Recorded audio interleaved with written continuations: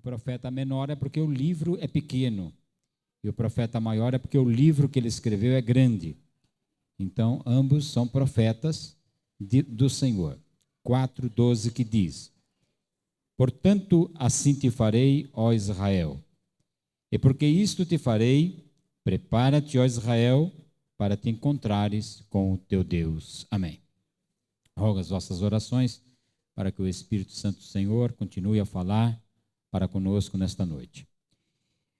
A primeira leitura que foi feita, a leitura oficial, fala de uma advertência para a igreja, no sentido da igreja buscar a santificação, para que desta maneira agrade ao Senhor. A Bíblia diz que a mulher casada deve se esforçar para agradar ao seu marido. O marido deve se esforçar para honrar a sua esposa. Honrar em todos os sentidos. Aí existem ensinamentos de cunho social muito intenso para a igreja. Muitas das vezes alguém pensa que honrar é apenas colocando aliança no dedo. Honrar é estar à presença, estar junto, compartilhando das dificuldades, dos problemas, fazendo-se presente em todas as circunstâncias da vida um do outro. É honrar. Muitas das vezes nós vemos casais se ofendendo publicamente, gerando desonra, tanto para a esposa quanto para o esposo. Quando um casal tem, não pensei em falar nada de casamento, mas os irmãos vão orando aí, que Deus for nos conceder, nós vamos caminhando, amém, irmãos? Quando um casal tem rusgas, as quais são normais em qualquer relação, tanto na relação de trabalho, quanto na relação familiar ou na relação conjugal, existem alguns momentos de rusgas, de desacordo. O que fazer? Deve-se resolver particularmente. Ninguém tem que saber dos desafetos que um casal momentaneamente apresenta, a não ser que alguma coisa seja muito grave, a ponto de ser tratado ou até se buscar uma orientação conjugal, ou uma orientação médica, ou uma orientação psicológica, ou uma orientação pastoral, mas não ser tratado questões de maneira pública. Tem casais que às vezes desposam-se e todas as suas roupas sujas, simbolicamente falando, são colocadas publicamente. E isto gera um desconforto, uma desonra que muitas das vezes nunca mais é recuperada. Nunca mais é retratada essa situação. Então, para os jovens casais, nós temos aqui muitos jovens casais na igreja e outros em processo de noivado e de namoro, é preciso que haja comedimento, que haja contenção em falar das dificuldades momentâneas, porque dificuldades todos nós as temos, tanto o recém-casado como o casal de muitos anos. Por que existem dificuldades? Porque surgem circunstâncias novas a cada dia da nossa existência. É uma dificuldade financeira, é um desemprego, é um problema familiar, é uma dificuldade de saúde. São circunstâncias que vão se somando, são questões que envolvem filhos, que envolvem parentes, que envolvem moradia, vizinhos, questões espirituais e tantas outras que poderíamos mencionar que acometem uma família. E essas coisas, quando surgem, muitas das vezes chacoalham a embarcação da existência da família. E é necessário, então, que haja ordem. Qual a maior dificuldade que os bombeiros encontram quando existe um cataclisma, ou incêndio num prédio, ou um terremoto em uma cidade? É exatamente o desespero que o povo se coloca e toma atitudes que não deveriam tomar. Pessoas se lançam do alto do edifício, outro quer descer pelo elevador que não está no local e cai no fosso do elevador, outros pisoteiam as outras pessoas, matando-as. Por quê? Descontrole emocional. E muitas das vezes, quando surgem problemas em uma família, com um filho, com uma esposa, com um esposo, se houver tempo para se tratar, o assunto é resolvido. Mas muitas das vezes, o desespero toma conta de uma maneira tão assintosa que as pessoas se atropelam. E aquilo que já é um problema transforma-se em um desastre. Os irmãos estão entendendo isso? Aquilo que é uma dificuldade que pode ser sanada, transforma-se em um desastre. Recentemente, uma pessoa conhecida notificava-me um fato grave que aconteceu. Digo porque alguma pessoa conhecida nossa que nos relatou, a sua prima divorciou, com filhos a criar, o desespero foi tal, não tendo o conhecimento de Cristo, não tendo a esperança que o crente tem, porque o crente dá valor à sua vida, porque ele sabe que a sua vida vale mais do que todas as riquezas do mundo. A nossa comunhão com Deus vale mais do que esposa. A nossa comunhão com Deus vale mais do que filhos. A nossa comunhão com Deus vale mais do que maridos. A nossa comunhão com Deus vale mais do que toda a riqueza do mundo. O valor maior que o crente tem é a sua alma, que ele vai prestar contas dela diante do Pai Celestial. Ah, pastor, mas não é possível. Olha, está escrito na Bíblia.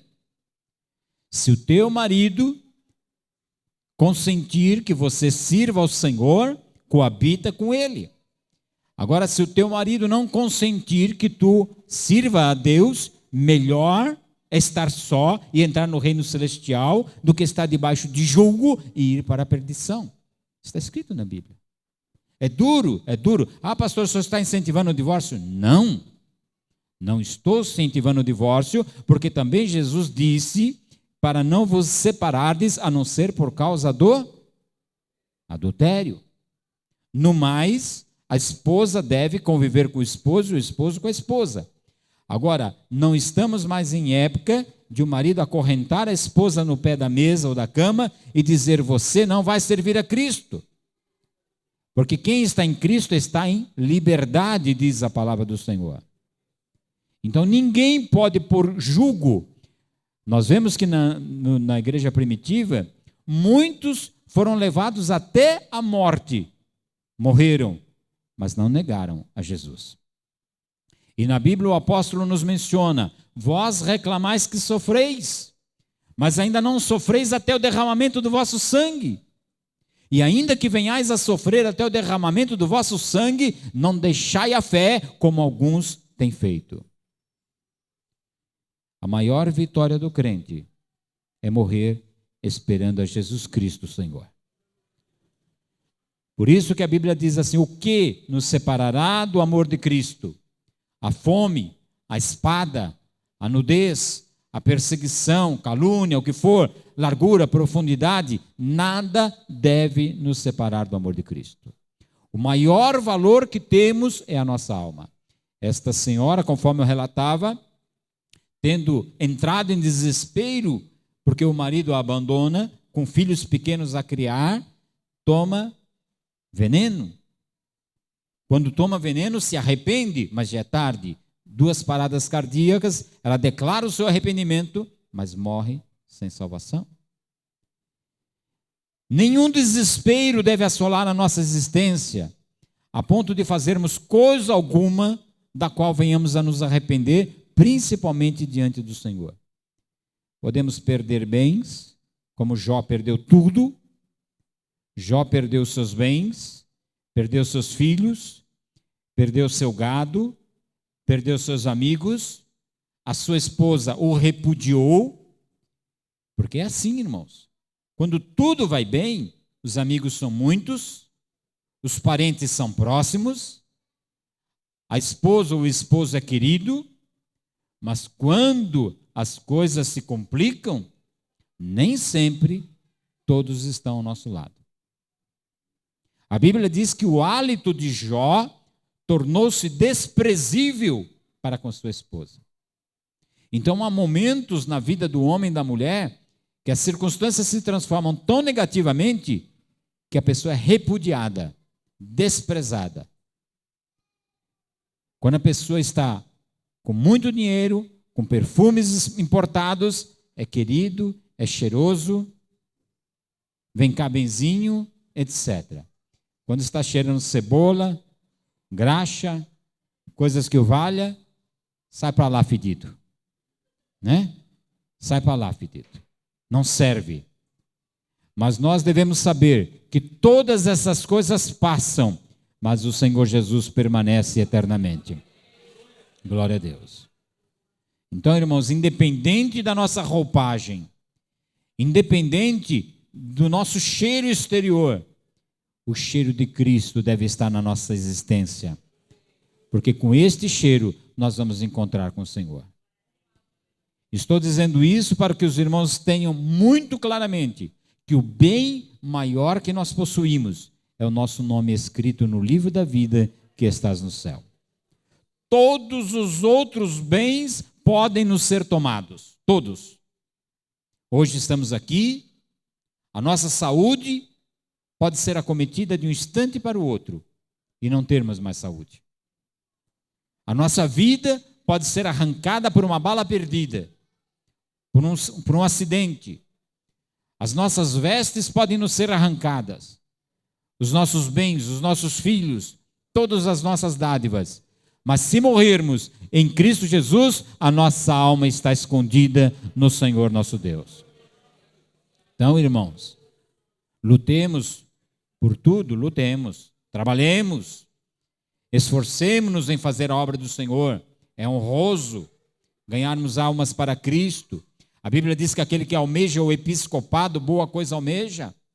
Louvo os jovens obreiros que estão entre nós, que têm se esforçado em prol da obra do Senhor, almejando crescer espiritualmente, crescer no conhecimento, crescer na graça, buscando em oração, buscando em jejum, buscando em estudos o conhecimento da palavra do Senhor. Os irmãos, as irmãs que se esforçam para serem professores, ensinadores, pregadores, ganhadores de almas, louvável todas essas coisas. Louvável que sejam profetas, que orem sobre os enfermos e eles sejam curados, que milagres e maravilhas se realizem através das vossas mãos, que façam obras humanas. Louvável todas essas coisas. Mas Jesus disse: alegrai-vos pelo vosso nome escrito no livro da vida que estás no céu. As obras terão seu mérito, mas o mérito maior é o sangue de Jesus Cristo, aspergindo a nossa carne para que estejamos limpos e restaurados e redimidos pelo sangue do Cordeiro de Deus que tira os pecados do mundo. Então é maravilhoso nós sabermos de todas essas coisas e ouvirmos os eloquentes pregadores que muitas das vezes passam por aqui, falando das bênçãos, das promessas de Deus, das coisas que Deus tem prometido para o seu povo e que continuamente temos visto os irmãos serem abençoados. Portas de emprego sendo abertas. Quantos e quantos irmãos chegaram entre nós desempregados, desesperados, endividados, perseguidos por seus credores, com dificuldades conjugais, e passado alguns meses nós vemos os irmãos trocando de roupa, colocando um terninho mais bonito, não é isso? Um sapatinho que era gasto, coloca um sapatinho mais bonito. Daqui a pouco já se dá até o luxo de pôr um carrinho na porta da igreja. É bênção. Os filhos chegavam aqui de chinelinho de dedo, daqui a pouco nós olhamos, os filhos estão com um tênisinho de marca, roupinha de marca, os irmãos todos arrumadinhos, bonitos, honras e glórias ao Senhor nosso Deus por essas coisas. Mas a Bíblia está dizendo aqui no livro de Amós, um contexto que fala de encontrar ao Senhor, mas não é um contexto de regozijo somente. É um contexto de um período de provação. Israel, essa profecia de Amós foi dada para Judá e para Israel. Israel, uma nação do Oriente Médio. Israel, nação que nasceu em Abraão, Isaque, Jacó, as 12 tribos, e constituiu-se uma nação que tem permanecido até os dias de hoje. Israel, símbolo da igreja. Para nós, quando se fala Israel, simboliza o povo de Deus. Por ser povo de Deus, tem uma promessa de Deus, mas também tem uma perseguição. Israel é perseguido, a igreja é perseguida. Mas o mesmo Senhor que tem guardado Israel, guarda a sua igreja. porque as portas do inferno não prevalecerão contra ela, diz a palavra do Senhor. Enquanto eu for igreja de Cristo, enquanto o irmão for igreja de Cristo, as portas do inferno não vão prevalecer contra você.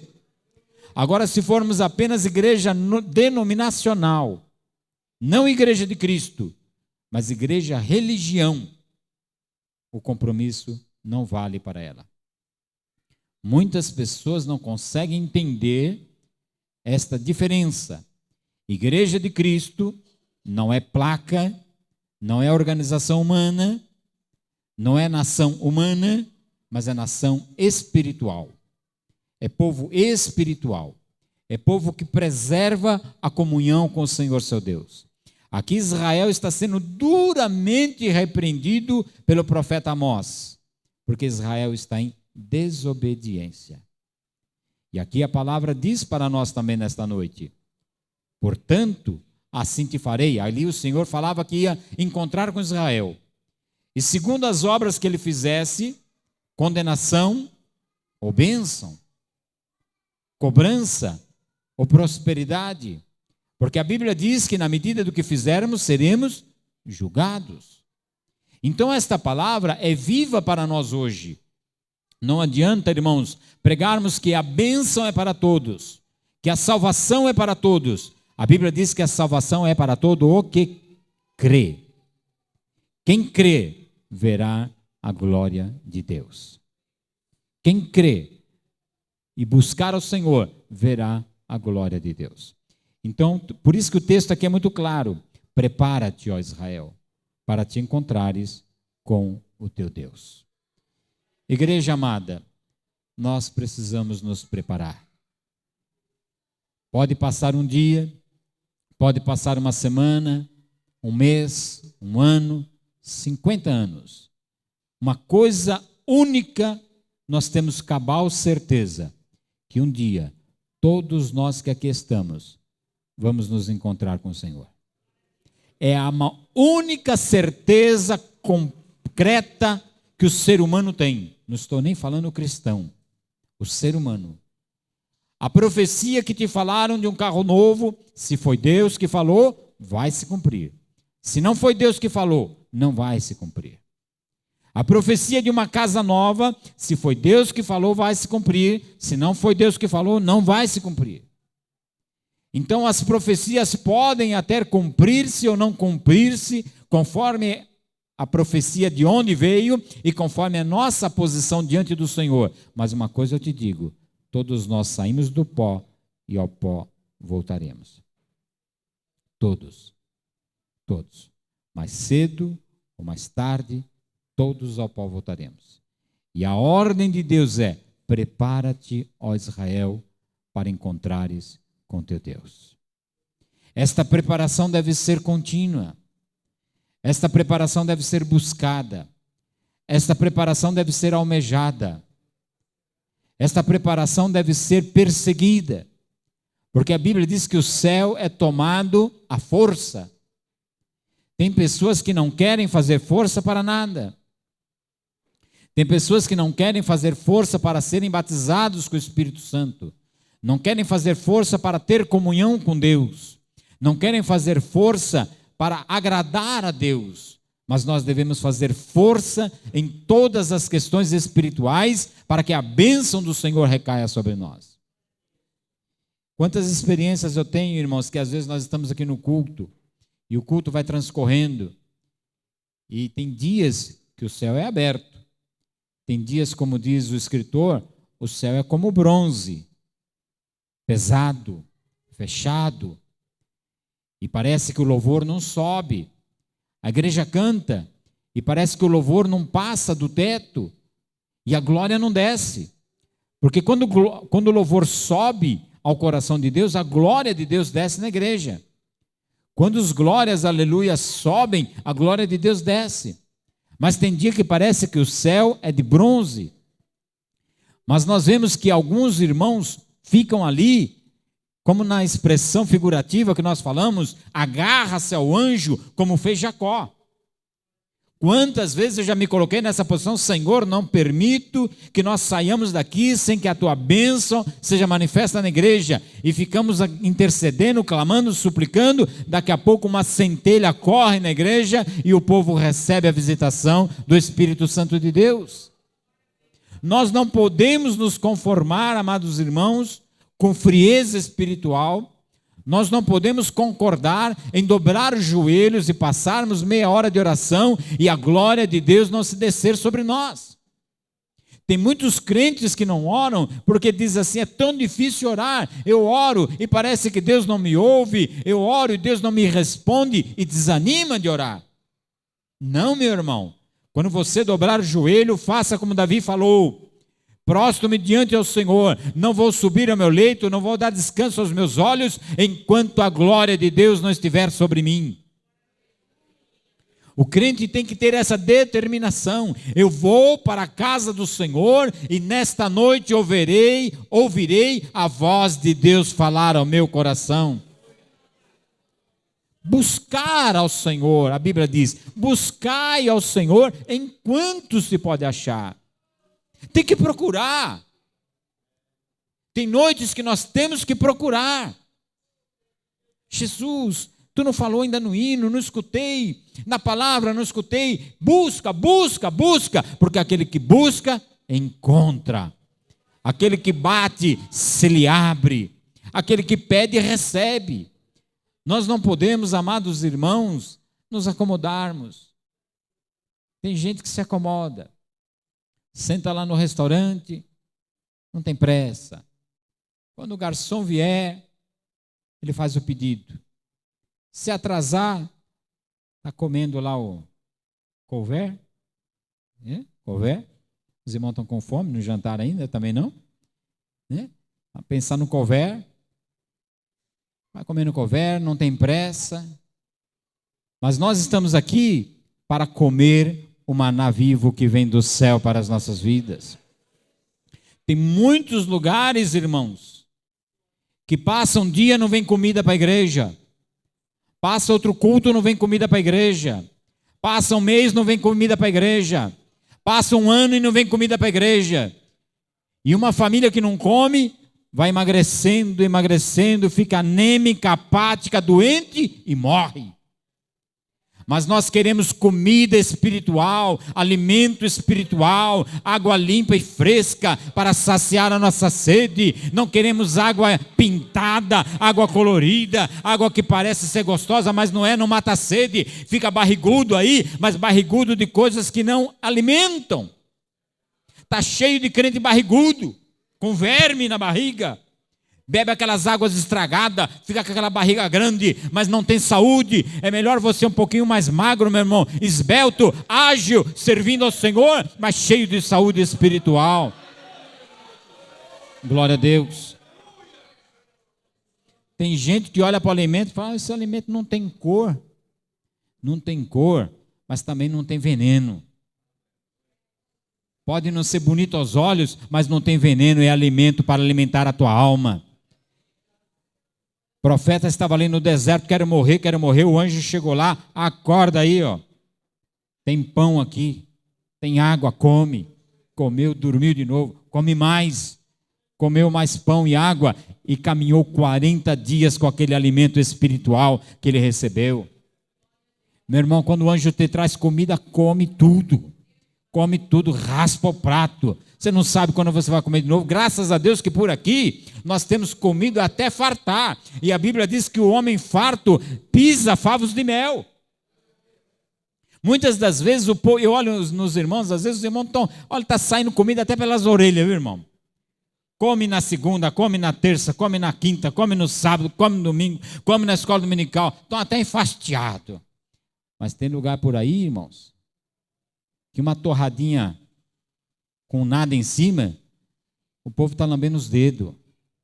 Então glorifica a Deus, porque o Senhor te colocou em uma condição de se alimentar. Se alimenta, meu irmão, se fortalece. Porque talvez depois Deus te manda para algum lugar aí, que você vai ter que andar muito tempo com a porção que você comeu. Então se alimenta. Preparar. Nós estamos caminhando. Nós estamos peregrinando, nós estamos de passagem.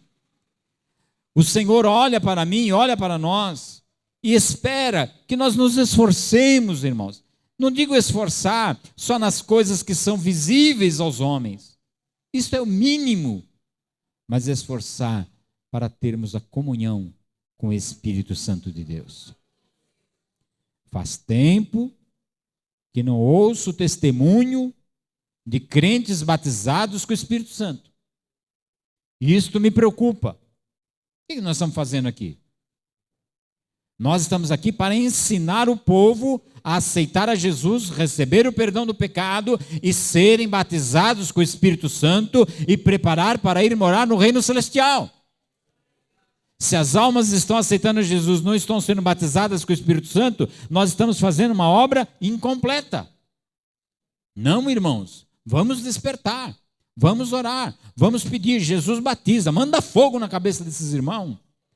Queima, Jesus. Queima com teu fogo celestial, manda poder do céu, porque o batismo com o Espírito Santo, irmãos, afasta um monte de coisa ruim da cabeça dos irmãos, porque o Espírito Santo, ele fala ao nosso coração, ele intercede por nós com gemidos inexprimíveis. O crente cheio do Espírito Santo, ele está melhor capacitado para ouvir a voz de Deus e entender o propósito de Deus para a sua vida.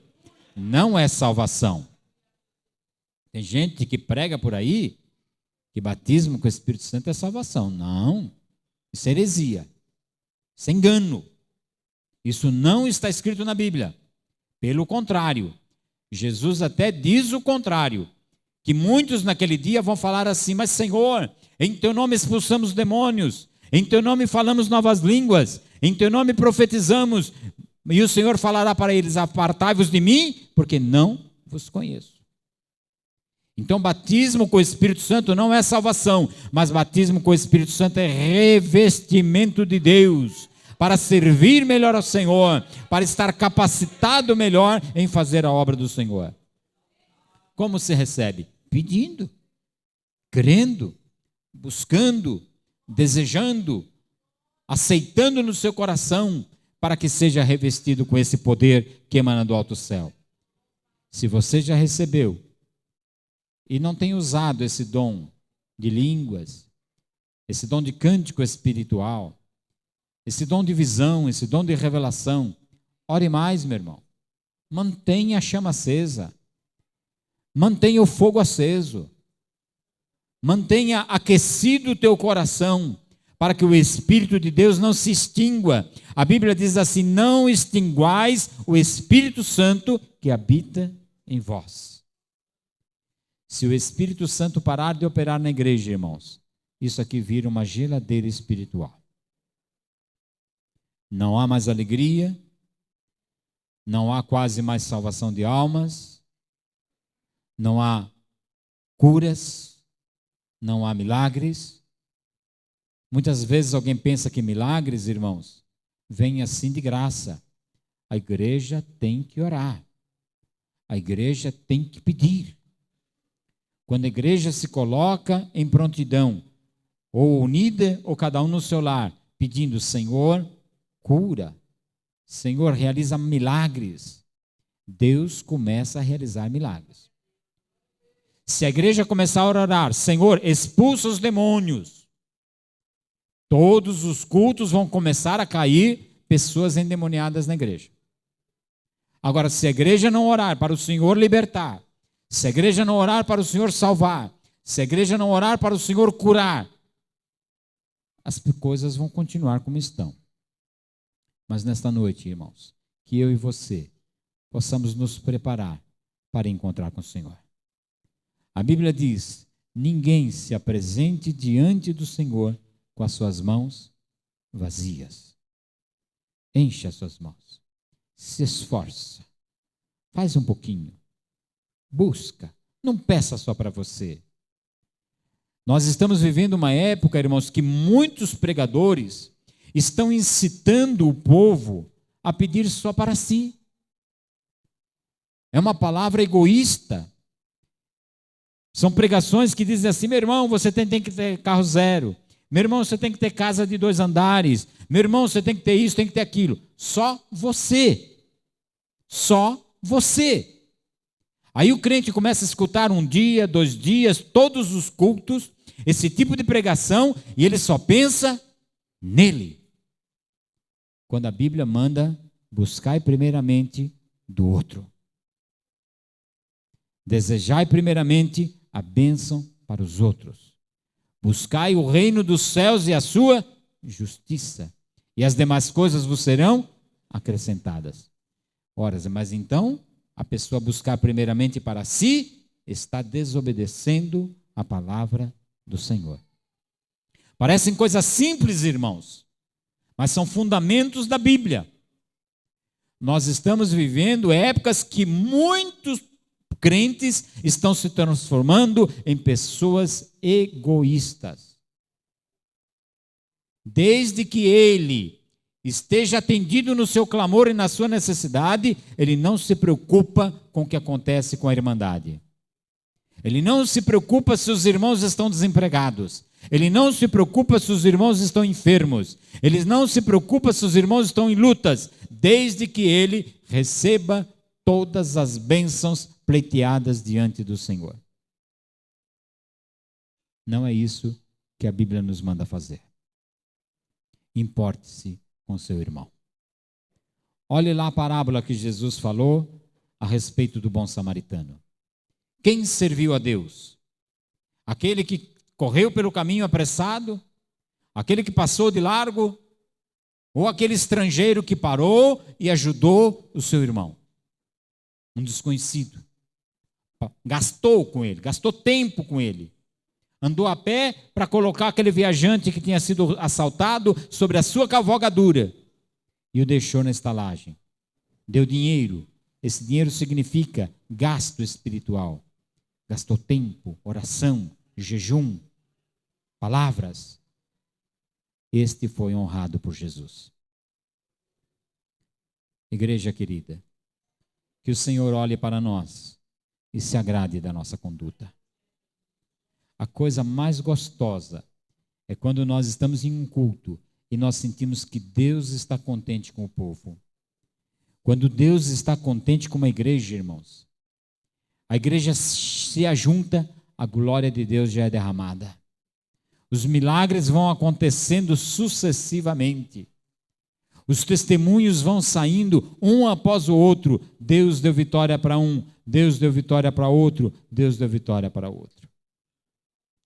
Que cada um de nós se dedique um pouco mais em se preparar para encontrar com o Senhor. Findando esta mensagem, lembrando que naquele dia, todos nós vamos nos apresentar diante de Cristo. Uns para galardão eterno, outros para desonra eterna. Que todos nós possamos, com alegria, aguardar o dia bendito do Senhor Jesus Cristo. Amém?